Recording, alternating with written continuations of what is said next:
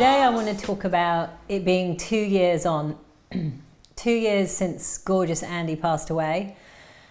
And I guess 2 whole years of walking this little life without him by my side. So I wanted to do, I guess, a little check-in and share with you, if I can, any insight or learning that I've had, or just to share with you honestly how I feel, so that potentially you can either feel that you're a kindred spirit not doing the same thing alone, or that there is something to learn from it. Recently I've been waking up and missing Andy more than I have done in a long, long time. And I've been really confused by this because I kind of thought it was going to get easier as you went along. But interestingly, it's gotten harder recently. And I think it's something about as you grow and heal and evolve, and certainly with my kind of philosophy, which is you've got to go for it and take life by the balls because this is your one life, especially after losing Andy, I've kind of stepped up the ante, you know, and I keep taking things on and pushing myself and stretching myself in ways that I had never expected I would. You know, one of those has been juggling, trying to do all this, you know, inspiring great stuff with my work whilst being a really hands-on loving mummy, and I don't feel like I'm doing a great job of either of those things. And so what that points me to is missing Andy even more.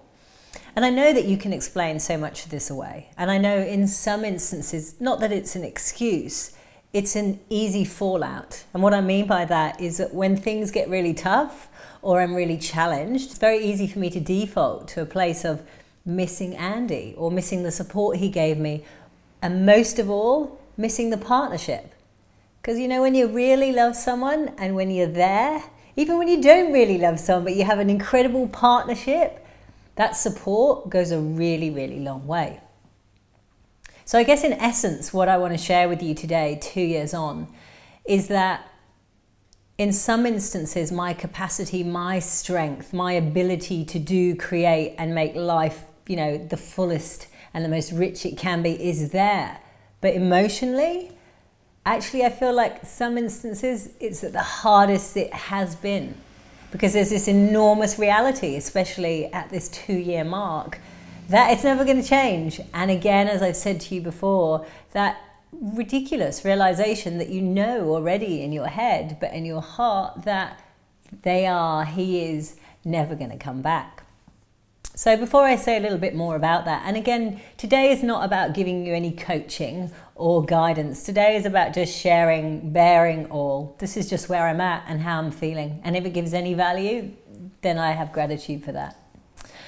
I also, before I go on, want to obviously honour the incredible amount of lives that were lost to September 11 many, many years ago.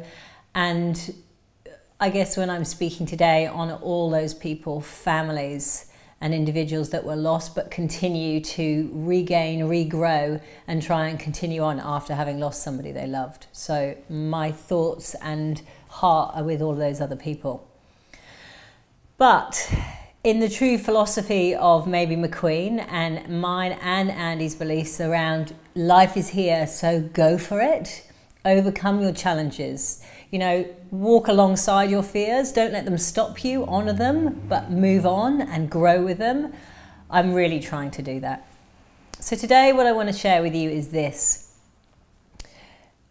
Waking up with an empty space next to you in the bed, where you would love to be woken up by your husband snoring, or your son coming home to you on Father's Day, having a little tear in your arms, and I am going to cry here, saying I miss my dad, doesn't get any easier. But the reality is this, to love somebody that much, and to have had them in your life, and to have felt that loved, is the fuel that I need and I'm able to tap into on a regular basis, to get up, take a deep breath and say, what can I do with today? And some days that's really hard and some days it's really easy. And in the middle of all that, you have this pain and this little broken heart and these extraordinary memories, but this knowledge that you are capable of doing anything. And that by knowing that you've had this love in your life, that it exists out there and that it's up to you to go out there and make it happen. Now, what I also want to share with you, having experienced it so many times, you only do that on the days you can, because some days you can't. And whilst I'm crying right now, I'm actually not sad. I'm just moved by the reality of the situation. And in my commitment to bear and share all, to incite any kind of learning for us all or growth, I want to share with you that it is okay to feel sad, and it is okay to feel down, and it is okay to think, am I ever going to be with anyone again that's going to feel the same way? Or am I ever going to feel as whole as I did? And maybe you aren't. But what I realized, for me, that is part of my journey, and that is part of why I'm here. And so many of the things I'm doing and who I'm being in my life right now would not be that case without having lost Andy. And I look at all the extraordinary things that have happened by him being lost so soon and too soon, and he would be so proud of that fact. So I want to talk for a moment about the documentary Be Here Now, because there's been some really quite upsetting comments being posted around, I've noticed, on the different channels, talking about things like it was all a scam, the fundraiser, and the movie's not really coming out, and where the hell is it, and we contributed, and all of that sort of stuff. So what I want to say to you now, on the anniversary of Andy, is that the documentary will come. But what I want to say to you is that just a little bit like grief, so is the process of filmmaking. It is unpredictable and uncontrollable. But I promise you this, the documentary will soon be finished, and as soon as the channels for its distribution are clear, as in whether it will be on TV or as a movie or where and when it will come out, you will be the first to know. I cannot tell you anything other than that because I don't know.